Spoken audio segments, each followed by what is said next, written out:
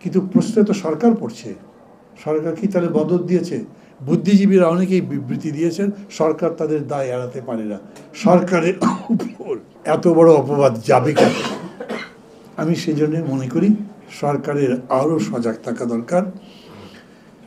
খুবই যোগ্যতার সাথে, খুবই মানে বিবেচনার সাথে রাজনৈতিক দলগুলোর সাথে কথা বলে সংলাপের মাধ্যমে বা যেভাবেই বলেন, যদিও এই 6 মাস সরকার বিরোধী দল বা দলগুলোর সাথে কোনো ডিসকোর্স করেনি, এখন সেটা করে সংস্কারটা তাড়াতাড়ি করে ভোটটা দিয়ে দেন। আমি এই কথা কখনোই বলবো না যে আগে সংস্কার করবেন তারপরে ভোট, কারণ সংস্কার তো কোনো সীমা পরিসীমা নেই, কতদূর পর্যন্ত যাবে।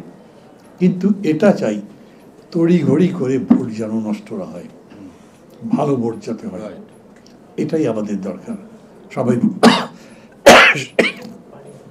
সবাই ভালো থাকবেন। গলাটা সাপোর্ট করছে বলে কথা শেষ করে দিলাম।